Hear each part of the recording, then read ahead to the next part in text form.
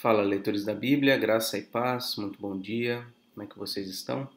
Hoje a gente vai ler Números 33 e 34, Salmos 76 e João capítulo 8. Vamos orar? Bendito Deus, obrigado pela tua palavra, obrigado pelo teu cuidado, tuas bênçãos. Cuida, Senhor, de nós nessa hora que vamos ler e meditar na tua palavra, nos dá entendimento, nos dá, ó Deus, a capacidade de te obedecer, de perceber, ó Deus, aquilo que o Senhor quer da nossa vida, como o Senhor quer dirigir os nossos passos. Nos ajuda, Pai, a olhar para a Tua palavra como a fonte de toda a luz, de toda a orientação, de tudo aquilo que devemos crer e fazer neste mundo. Abençoa-nos, ó Deus, pedimos em nome de Jesus. Amém. Números 33. São estas as caminhadas dos filhos de Israel que saíram da terra do Egito, segundo seus exércitos, sob as ordens de Moisés e Arão. Moisés escreveu os lugares que saíram, caminhada após caminhada, conforme o mandado do Senhor. E são estas as suas caminhadas, segundo os lugares de que saíram. Eles partiram de Ramsés no 15º dia do primeiro mês. No dia seguinte ao da Páscoa, os filhos de Israel saíram corajosamente aos olhos de todos os egípcios, enquanto estes sepultavam todos os seus primogênitos, a quem o Senhor havia matado entre eles. Também contra os deuses o Senhor executou juízos. Os filhos de Israel partiram de Ramsés e acamparam em Sucote. Partiram de Sucote e acamparam em Etã, que está no fim do deserto. Partiram de Etã e voltaram a Pi-Airote, que está diante de Baal-Zefon, e acamparam diante de Migdol. Partiram de Pi-Airote, passaram pelo meio do mar em direção ao deserto, e depois de terem caminhado 3 dias no deserto de Etã, acamparam em Mara. Partiram de Mara e chegaram a Elim. Em Elim havia 12 fontes de água e 70 palmeiras, e acamparam ali. Partiram de Elim e acamparam junto ao Mar Vermelho. Partiram do Mar Vermelho e acamparam no deserto de Sim. Partiram do deserto de Sim e acamparam em Dófica. Partiram de Dófica e acamparam em Alus. Partiram de Alus e acamparam em Refidim, porém ali não havia água para o povo beber. Partiram de Refidim e acamparam no deserto do Sinai. Partiram do deserto do Sinai e acamparam em Quibrote Ataavá. Partiram de Quibrote Ataavá e acamparam em Azerote. Partiram de Azerote e acamparam em Ritma. Partiram de Ritma e acamparam em Rimon-Pérez. Partiram de Rimon-Pérez e acamparam em Libna. Partiram de Libna e acamparam em Rissa. Partiram de Rissa e acamparam em Quelata. Partiram de Quelata e acamparam no Monte Sefer. Partiram do Monte Sefer e acamparam em Arada. Partiram de Arada e acamparam em Maquelote. Partiram de Maquelote e acamparam em Taate. Partiram de Taate e acamparam em Tera. Partiram de Tera e acamparam em Mítica. Partiram de Mítica e acamparam em Asmona. Partiram de Asmona e acamparam em Moserote. Partiram de Moserote e acamparam em Bene-Jaacã. Partiram de Bene-Jaacã e acamparam em Or-Agidgade. Partiram de Or-Agidgade e acamparam em Jotbatá. Partiram de Jotbatá e acamparam em Abrona. Partiram de Abrona e acamparam em Ezion-Geber. Partiram de Ezion-Geber e acamparam no deserto de Zim, que é Cádiz. Partiram de Cádiz e acamparam no monte Or, na fronteira da terra de Edom. Então Arão, o sacerdote, subiu ao monte Or, segundo o mandato do Senhor, e morreu ali, no primeiro dia do 5º mês do 40º ano depois da saída dos filhos de Israel da terra do Egito. Arão tinha 123 anos de idade quando morreu no monte Or. Então o rei cananeu Arade, que habitava o sul da terra de Canaã, soube que os filhos de Israel estavam chegando. Eles partiram do monte Or e acamparam em Zalmona. Partiram de Zalmona e acamparam em Punom. partiram de Punom e acamparam em Obote. Partiram de Obote e acamparam em Ijé-Abarim, na fronteira de Moabe. Partiram de Ijé-Abarim e acamparam em Dibongade. Partiram de Dibongade e acamparam em Almon-Diblataim. Partiram de Almon-Diblataim e acamparam nos montes de Abarim, diante de Nebo. Partiram dos montes de Abarim e acamparam nas campinas de Moabe, junto ao Jordão, na altura de Jericó, e acamparam junto ao Jordão, desde Bet-Gesimote até Abel-Sitim, nas campinas de Moabe. Então, todo esse percurso demorou uns 40 anos, né? Então, eles passaram bastante tempo em cada um desses locais, meses, em alguns locais talvez até mais de ano, enfim. A gente não consegue saber exatamente aí o tempo de permanência em cada lugar. Tá? Mas é interessante ter todo esse percurso, é interessante saber esses detalhes, como o Senhor foi conduzindo eles, lembrando que o Senhor conduzia eles através da nuvem, né, através da coluna de fogo. Então, o Senhor esteve com eles todo esse percurso. Eles poderiam ter chegado do Egito até Canaã muito rapidamente, mas o Senhor Deus quis prepará-los, né, para aquela entrada. Houve as desobediências e as murmurações que adiaram, né, humanamente falando, adiaram a entrada, mas a gente sabe que aconteceu exatamente no tempo que Deus quis que acontecesse a entrada deles em Canaã. Né? Desde já é importante a gente saber que a entrada deles em Canaã,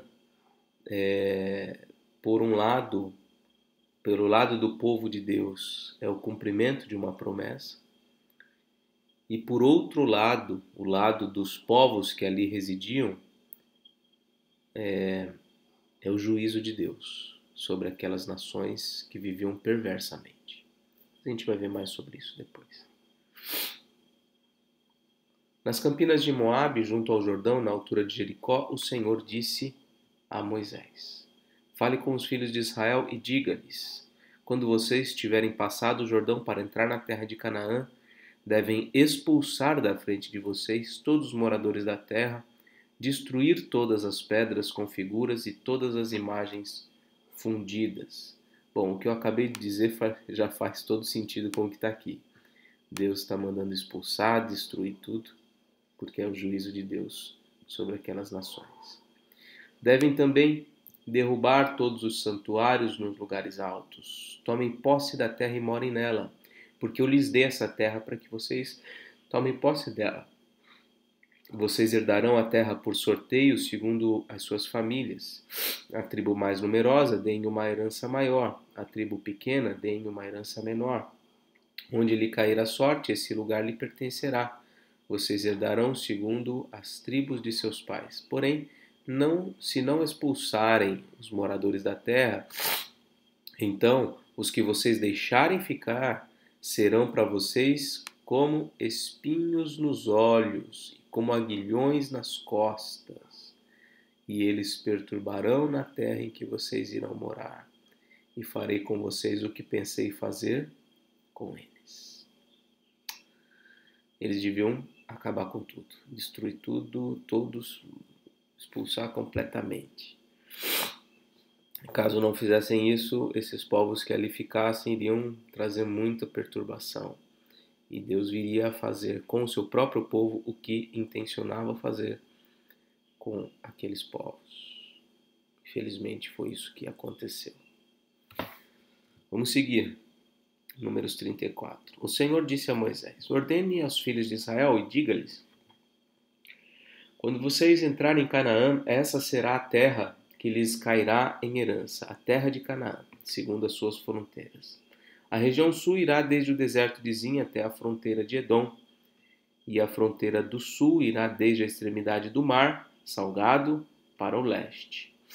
Esta fronteira irá rodeando do sul para a subida de Acrabim, e passará até Zim, e as suas saídas serão do sul de Cades Barneia, e sairá a Azar, Adar, e passará a Asmon. Depois, esta fronteira rodeará de Asmon até o ribeiro do Egito, e as suas saídas serão para o lado do mar. Por fronteira do oeste, vocês terão o Mar Grande. Esta será a fronteira do oeste. Esta será a fronteira do norte. Marquem a fronteira desde o Mar Grande até o Monte Or. Marquem a fronteira desde o Monte Or até a entrada de Amate. E as saídas desta fronteira serão até Zedade. Dali seguirá até Zifron, e as suas saídas serão em Azar-Enã. Esta será para vocês a fronteira norte. E por fronteira do lado leste, marquem a fronteira de Azar-Enã até Sefã. A fronteira descerá desde Sefã até Ribla, para o lado leste de Ain. Depois a fronteira descerá e irá ao longo da borda do mar Quinerete para o lado leste. Descerá ainda ao longo do Jordão, as suas saídas serão no Mar Salgado. Esta será a terra de vocês com as suas fronteiras ao redor. Moisés deu ordem aos filhos de Israel, dizendo: essa é a terra que vocês herdarão por sorteio, a qual o Senhor mandou dar às 9 tribos e meia. Por que 9 tribos e meia? 14. Porque a tribo dos filhos dos Rubenitas, segundo a casa de seus pais, e a tribo dos filhos dos Gaditas, segundo a casa de seus pais, já receberam a sua herança.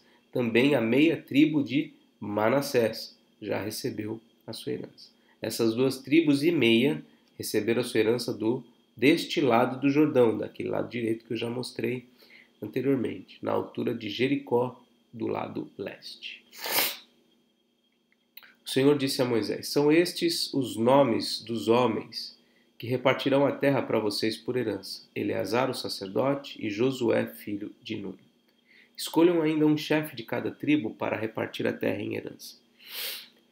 São estes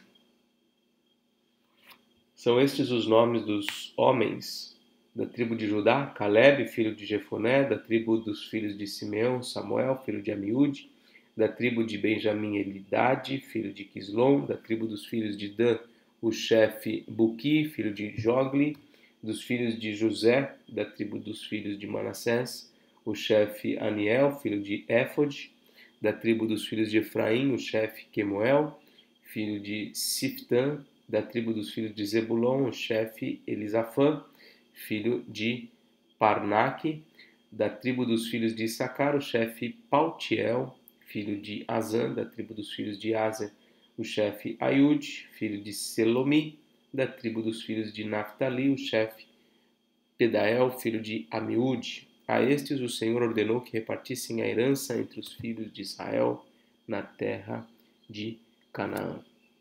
Então, Deus está já orientando por Moisés que Josué e Eleazar, juntamente com um representante de cada tribo, iriam fazer o sorteio, né, das terras. Ok? Bom, a próxima leitura a gente já vai terminar Números, hein? Então só faltam 2 capítulos para a gente acabar a leitura de Números. Agora o Salmo 76.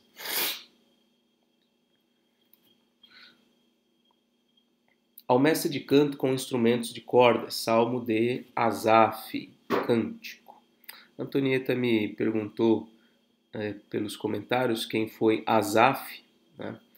Esse Asaf aqui, ele é um levita, ele é um chefe de música, um compositor oficial em Israel. Então tem vários salmos de Asaf.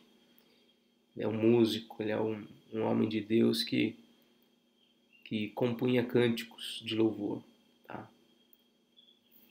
Então vamos lá. Deus é conhecido em Judá, grande é o seu nome em Israel. Em Salém está o seu tabernáculo e em Sião a sua morada. Ali despedaçou ele as flechas, o escudo, a espada e a batalha.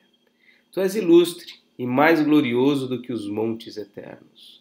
Os corajosos foram despojados, jazem a dormir o seu sono.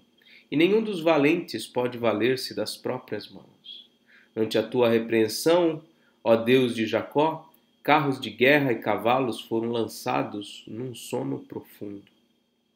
Tu, sim, tu és terrível.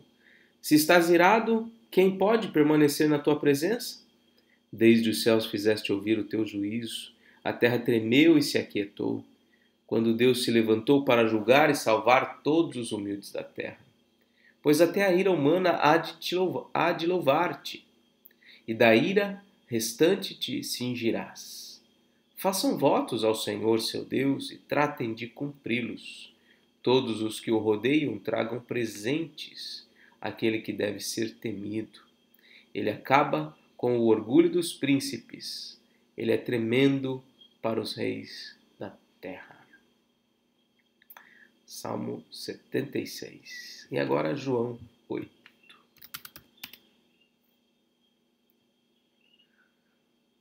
João 8.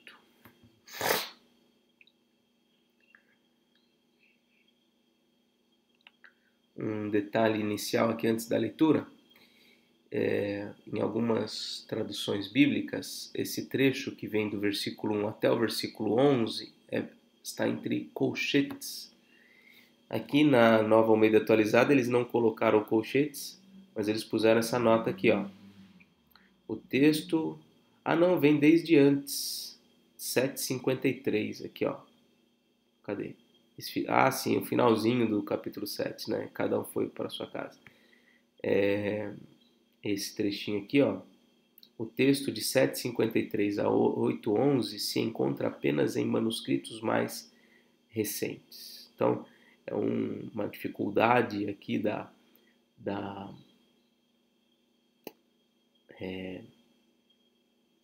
esqueci o termo aqui da ciência que trata do texto bíblico, né?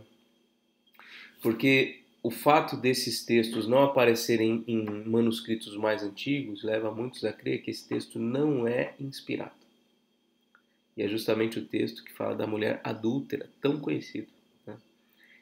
E desde já eu adianto que eu falei sobre isso no sermão, sobre João 8, lá na playlist sobre as exposições em João você vai encontrar, já falei mais sobre isso lá nesse vídeo, mas em suma, né, em resumo, o que eu creio, né, é que, seguindo até uma linha de um professor meu, é que esse texto obviamente é inspirado por Deus, porém pode ser que a localização desse texto não esteja no local certo. Talvez fosse um texto como se fosse um anexo ao Evangelho de João, que foi inserido nesse local, né, entre o capítulo 7 e o restante do capítulo 8, mas talvez ele não pertence exatamente a essa localização aqui, em razão do fluxo da história que vem sendo contada, né? Aqui, ó, você vê que eles estão numa festa, né? No último dia, olha aqui o versículo 37, no último dia, o grande dia da festa, Jesus se levantou e disse em alta voz, etc, etc. E aí se você ver aqui no versículo 12, olha aqui, ó, de novo Jesus lhes falou, eu sou a luz do mundo, ainda está no contexto da festa. Tá? Primeiro ele falou da sede, né, no versículo 37, cadê aqui de novo? Ó, se alguém tem sede, venha a mim e beba. E lá no versículo 12, ele diz, eu sou a luz do mundo. Então, tanto a água como a luz eram elementos importantes naquela festa. Tá? Então, parece que esse trechinho realmente pode não ter estado ali neste local, na primeira versão, né, e nos primeiros manuscritos. Mas esse é um detalhe que em nada afeta a confiabilidade do texto bíblico, tá bom? Essas são algumas dificuldades, sem dúvida, né? Mas que a gente precisa encarar com naturalidade, tá bom? Sem nenhuma apreensão, sem nenhuma desconfiança. Volto a dizer, até porque, mesma coisa que eu já disse, vou dizer agora, até porque esse texto não contradiz absolutamente nada do restante do texto bíblico, né? E faz muito sentido que o que está aqui escrito esteja aqui. Ele combina perfeitamente, ele está em harmonia com o ensino geral do Evangelho de João, é o ensino geral das Escrituras, tá bom? Bom, depois de toda essa introdução aí, esse rascunho, né? Vamos ao texto. E cada um foi para sua casa, diz aí o versículo 53, e aí o versículo 1 do capítulo 8. Jesus, no entanto, foi para o Monte das Oliveiras. De madrugada voltou novamente para o templo, e todo o povo se reuniu em volta dele. E Jesus, assentado, os ensinava. Então os escribas e fariseus trouxeram à presença dele uma mulher surpreendida em adultério, e fazendo-a ficar em pé no meio de todos, disseram a Jesus: Mestre, essa mulher foi surpreendida em flagrante adultério. Na lei, Moisés nos ordenou que tais mulheres sejam apedrejadas. E o Senhor, o que tem a dizer? Essa lei aqui consta lá em Levítico 20, Deuteronômio 22. E o Senhor, o que tem a dizer? Versículo 6. Eles diziam isso tentando-o para terem de que o acusar. Mas Jesus, inclinando-se, escrevia na terra com o dedo. Como eles insistiam na pergunta, Jesus se levantou e lhes disse: Quem de vocês estiver sem pecado, seja o primeiro a atirar uma pedra nela. Inclinando-se novamente, continuou a escrever no chão. Mas eles, ouvindo essa resposta, foram saindo um por um, a começar pelos mais velhos até os últimos, ficando só Jesus e a mulher em pé diante dele.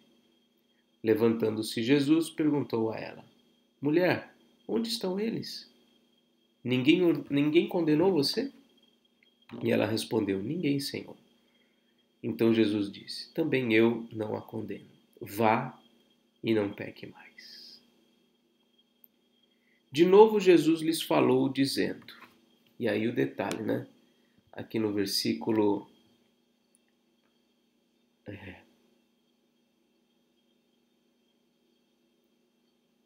aqui, ó. Eles foram saindo um por um, dos mais velhos até os últimos, ficando só Jesus e a mulher diante dele. Talvez algum discípulo, né, testemunhando esse acontecimento. Eles ficaram sozinhos. E aí vem o versículo 12 e fala: De novo Jesus lhes falou dizendo. Então, em que contexto? Aqui a suposição, né, é que fosse ainda a festa, tá bom? Mas é difícil, tá bom? Não acho que é simples, não. Nem mesmo para os teólogos, muitos se dividem nas concepções a respeito desses detalhes, tá? Mas vamos lá. De novo Jesus lhes falou dizendo: Eu sou a luz do mundo. Quem me segue não andará nas trevas, pelo contrário, terá a luz da vida. Então os fariseus lhe disseram: Você dá testemunho de si mesmo. O testemunho que você dá não é verdadeiro. Jesus respondeu: Ainda que eu dê testemunho a respeito de mim mesmo, o meu testemunho é verdadeiro, porque sei de onde vim e para onde vou. Mas vocês não sabem de onde venho nem para onde vou. Vocês julgam segundo a carne. Eu não julgo ninguém. E se eu julgo, o meu juízo é verdadeiro, porque não sou só eu que julgo, mas eu e o Pai que me enviou. Também na lei de vocês está escrito que o testemunho de duas pessoas é verdadeiro. Eu dou testemunho de mim mesmo e o Pai que me enviou também dá testemunho de mim.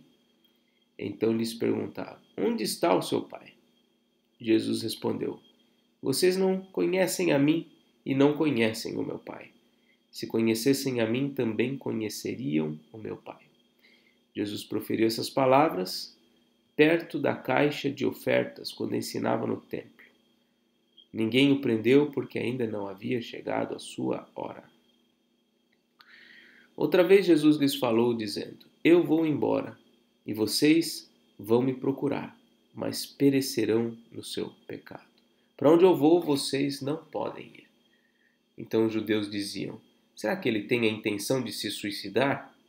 Porque diz: para onde eu vou, vocês não podem ir. Jesus lhes disse: vocês são daqui de baixo, eu sou lá de cima. Vocês são deste mundo, eu deste mundo não sou. Por isso eu lhes disse que vocês morrerão em seus pecados. Porque se não crerem que eu sou, vocês morrerão nos seus pecados. Então lhe perguntaram: quem é você? Jesus respondeu: o que é que eu tenho dito a vocês desde o princípio? Muitas coisas tenho para falar e julgar a respeito de vocês. Porém, aquele que me enviou é verdadeiro, de modo que as coisas que dele ouvi, estas digo ao mundo. Eles não entenderam que Jesus lhes falava do Pai. Então Jesus disse: quando vocês levantarem o Filho do Homem, então saberão que eu sou, e que nada faço por mim mesmo, mas falo como o Pai me ensinou. E aquele que me enviou está comigo. Não me deixou só, porque eu faço sempre o que lhe agrada. Quando Jesus disse isto, muitos creram nele. Então Jesus diz aqui palavras complexas até para eles compreenderem. Tive certo embate, incredulidade por parte de homens importantes, os fariseus, mas muitos, ouvindo Jesus, criam nele. E ele não falava nada demais, ele apenas dizia quem ele era. Ele se referia à missão que o Pai lhe conferiu, que o testemunho dele é verdadeiro. Então a pregação de Jesus, o ensino de Jesus cativava as pessoas. E os que tinham o coração preparado, né, o solo preparado, quando essa palavra era lançada, esse solo absorvia essa palavra e cria e produzia frutos. Então Jesus disse aos judeus que haviam crido nele: se vocês permanecerem na minha palavra, são verdadeiramente meus discípulos. Conhecerão a verdade, e a verdade vos libertará. Esse versículo aqui foi tão utilizado, até em campanha eleitoral, recentemente.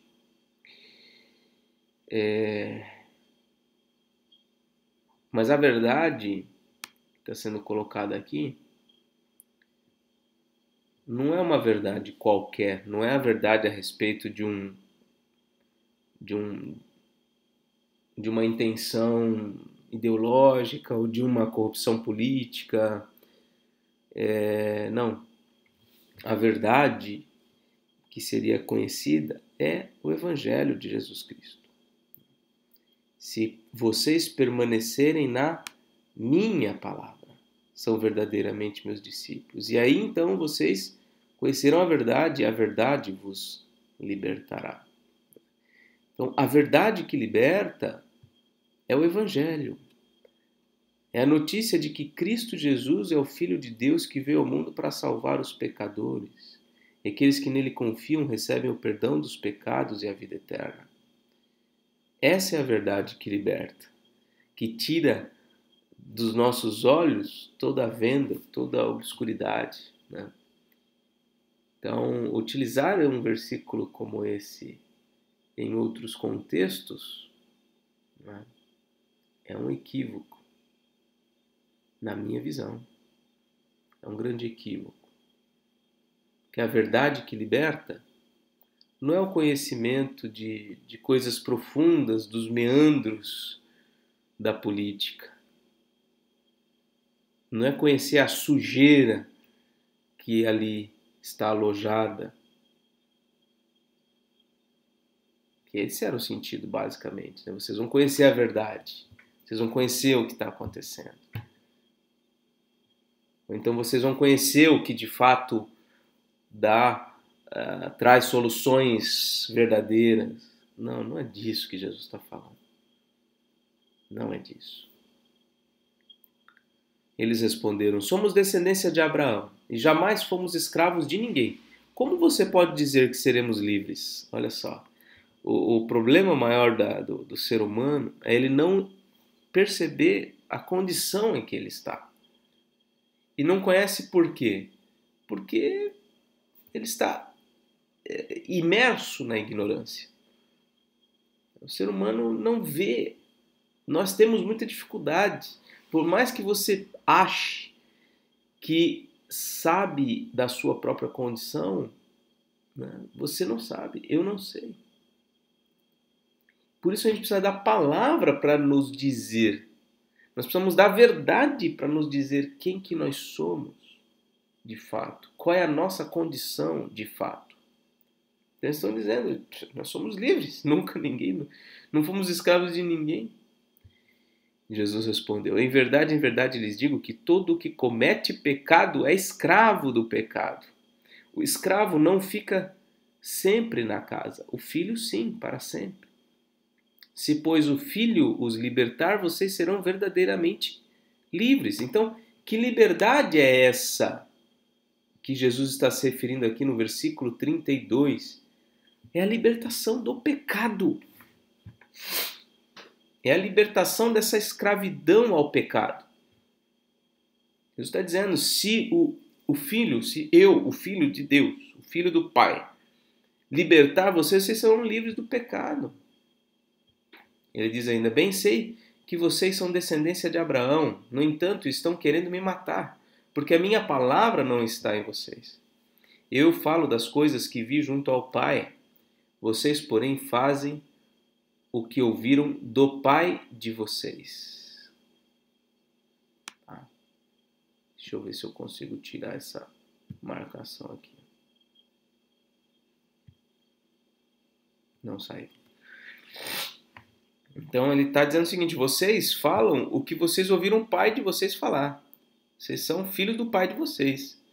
Vocês seguem os caminhos deles, vocês reproduzem o que eles te ensinaram.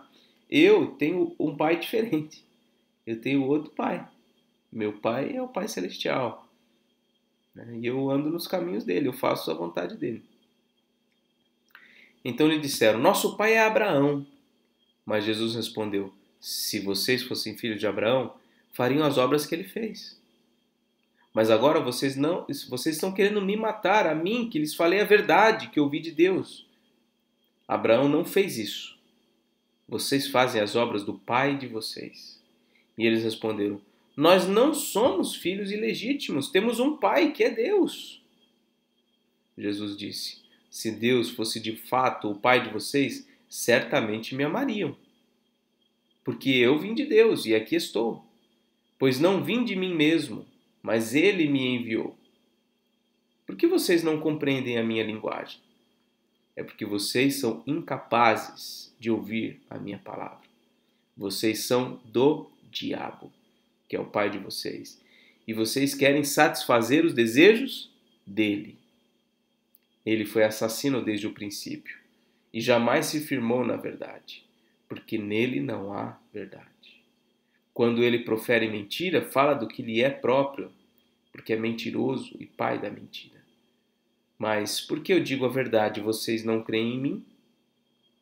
Quem de vocês me convence de pecado? Se digo a verdade, porque não creem em mim. Quem é de Deus, ouve as palavras de Deus. Por isso vocês não me ouvem, porque não são de Deus. Os judeus disseram a Jesus, será que não temos razão em dizer que você é samaritano e tem demônio? Jesus respondeu, eu não tenho demônio. Pelo contrário, honro meu Pai, mas vocês me desonram. Eu não procuro a minha própria glória. Há quem a busque e julgue. Em verdade lhes digo que se alguém guardar a minha palavra, não verá a morte eternamente. Então os judeus disseram, agora estamos certos de que você tem demônio. Abraão morreu, e também os profetas. E você diz, se alguém guardar a minha palavra, não provará a morte eternamente? Mas eles morreram. Você não está querendo dizer que é maior do que Abraão, o nosso pai, que morreu, né? Também os profetas morreram. Quem você pensa que é? Jesus respondeu, se eu glorifico a mim mesmo, a minha glória não é nada. Quem me glorifica é o meu Pai, o qual vocês dizem que é o Deus de vocês. Entretanto, vocês não o conhecem. Eu, porém, o conheço. Se eu disser que não o conheço, serei como vocês, mentiroso. Mas eu o conheço e guardo a sua palavra. Abraão, pai de vocês, alegrou-se por ver o meu dia. E ele viu esse dia e ficou alegre. Então os judeus lhe perguntaram: Você não tem nem 50 anos e viu Abraão? Jesus respondeu: em verdade lhes digo que antes que Abraão existisse, eu sou. Então pegaram pedras para atirar nele. Mas Jesus se ocultou e saiu do templo.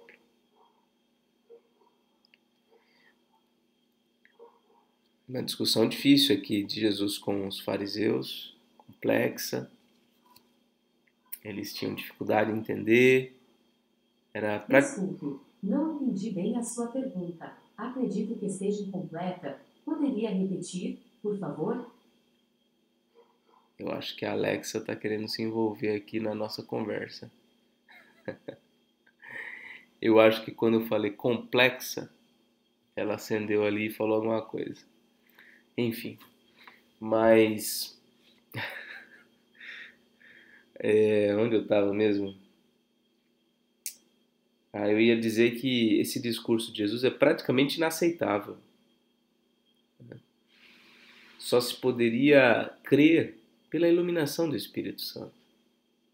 E é assim até hoje. Jesus é o grande eu sou, Deus eterno, aquele que é, que era e que há de vir. Ele é o Senhor de Abraão, quem Abraão reconheceu como Deus da sua vida. Muito bem, vamos marcar aqui a nossa leitura, o nosso progresso. Estamos avançando, hein? Estamos chegando ao final de março, ao final do terceiro mês. Se eu diminuir um pouquinho o zoom aqui, olha quanto a gente já caminhou, hein? Ó, tudo que está em azul escuro aí. Ainda temos uma jornada longa até o final, ó. Tá vendo? Mas a gente chega lá se Deus quiser. Tá bom? Muito bem. Forte abraço, Deus abençoe. Até mais.